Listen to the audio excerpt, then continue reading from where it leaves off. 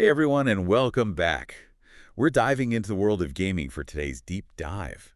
Oh, should be interesting. Yeah, we're going way beyond just like the surface level stuff. We're looking at research, market trends, even some of your personal stories to like really figure out what's going on in this like huge digital world. Yeah. You know.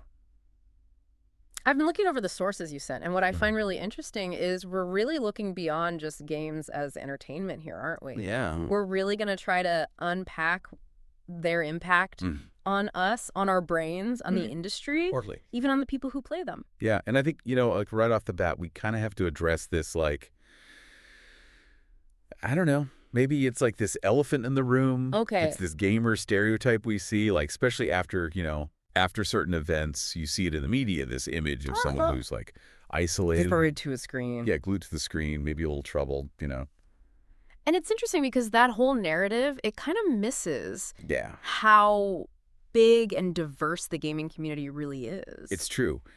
And I think the data from GWI really like throws that stereotype right out the window. What does it say? So get this, they're almost 3 billion, with a B, Wow. gamers worldwide. That's huge. That's almost half the planet. Yeah. And it's not even like a small difference in terms of gender either. Women make up almost half of that number. Wow. That's amazing. And I think if you connect that to the bigger picture, it's a $334 billion a year industry. It's massive. Which, to put it in perspective, Yeah. that's bigger Than almost anything. than movies and music Yeah. combined. Combined. It's huge.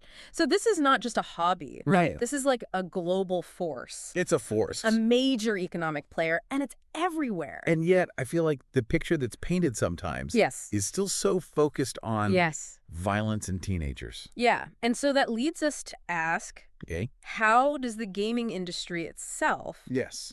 play into those perceptions? That's a question.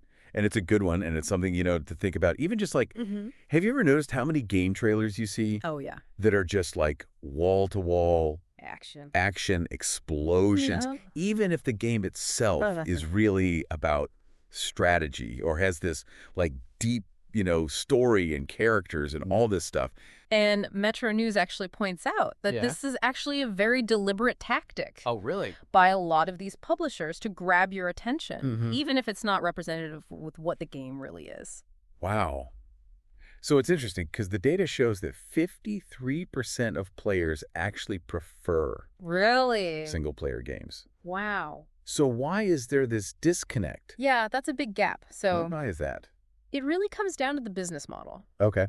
Because while single-player games are popular, Yeah. usually you buy them once and you're done. All right.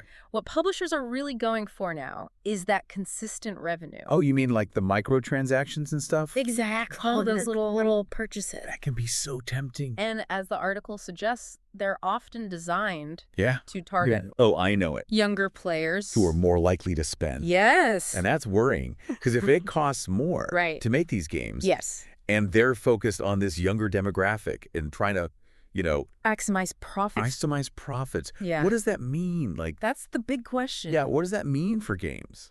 It could stifle creativity, Right. limit the types of games that get made. Yeah, that's kind of a scary thought. It is. So let's shift gears a little bit here Okay. and talk about the impact Okay. of gaming on our brains. Okay. Remember all that stuff about video games turning your brain to mush? Right. Like, is it true? Yeah. So we've got this Cleveland Clinic article, and it says that gaming can actually have a positive impact on brain plasticity. Brain plasticity, what is that? So basically, it's your brain's ability Right. to adapt and change, Yeah. especially like learning new things, right? Gotcha. So the research suggests that playing video games, can actually like help that, can enhance that. Really? And it could lead to, Okay. improvements in things like your attention span, Oh, wow. your memory, Okay. even like a boost in gray matter, which is Which is important. really important for how your brain functions. So it's like a mental gym Kinda, yeah. for your brain. Yeah. So all those late night gaming sessions are good for me. Well, let's not jump to conclusions. Okay. It's nuanced. Yeah. Think about it this way. Okay. You play these like really complex games. Right, like those RPGs. Those RPGs, like The Witcher, for example. Oh, yeah. The Witcher. Good one. You're managing quests. So many quests. You're juggling like a million different resources. You're making decisions on the fly. Right. And that all of that can actually exercise your brain. Really? Yeah. Like your task management, your problem-solving skills. It's like a workout. It is. For your brain. Yeah. But it can't all be good news, right? Right, of course. There's got to be some downsides. Well, it's all about balance. Okay. The article did mention some concerns. Like what? Addiction is a big one. Yeah, that's true. Especially for people who have trouble, regulating their playtime. Right. Moderation. It's always key. Always. Yeah. Then there's overstimulation, especially with younger players. Right. Could make it harder to focus on other stuff. Right. Homework, things like that. Exactly. Yeah. And of course, we can't forget about the social aspect. Right. Because some online gaming communities... Some of them. Not all of them. Right. But some can be negative. Yeah, for sure. Yeah. So find that balance. Exactly. Be aware of the pitfalls. Be aware. Exactly. Yeah. Which reminds me of yes. Dimitri's blog post. Oh, yeah. Dimitri? He makes this, He's such a good writer. He is. He's so passionate. Yeah. About gaming as an art form. He really is. It really resonated with me. And he really compared it to other art forms like books, like movies. Yeah. He was saying they can have such an impact. Profound experiences, yeah. Yeah. And I love how he talks about his journey. Through all the different types of games. All the genres. Session-based, mobile. He's done it all. He's really done it all. Yeah. Non-session, you name it. It shows how diverse gaming is. Exactly. And he even talked about learning life skills. Like what? Teamwork, leadership, even time management through gaming. That's so interesting. Isn't it? Because I've definitely felt that sense of community, Right. Not on Dimitri's level. Well, he clocked over 6,500 hours. I know. 6,500 hours in World of Warcraft. Can you imagine? I can't even fathom. It's amazing. It is amazing. But it makes you realize that for a lot of people, this is more than just entertainment. It's a lifestyle. It's a way to connect with people, Connect. build relationships, Yeah. Just like Dimitri did with his guild. Yeah, and he really went through it. He did. With that guild, It was a real-world impact. It is. It's like real-life stuff. It is. It really is. It makes you think about gaming in a different light. It really does. So is gaming good for us or bad for us?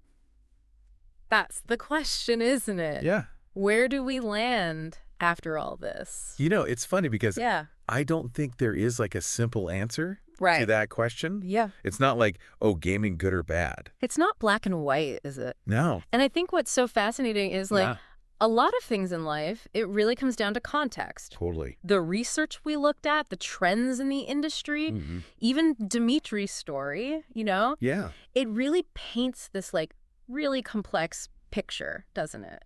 Where there's huge potential for good. Yeah. But also some risks we got to be aware of. Totally. Like on one hand, you see how gaming can be like mentally stimulating. Right. It can boost your skills, teach you teamwork, problem solving, help you connect with people in these like really meaningful ways. And on the other hand, there's that potential for addiction. Right. The way some companies try to make you, spend. Spend all your money, yeah. And of course, the bad parts of those online spaces. Exactly. Yeah. It's a lot. It is. So, what do we do with all this?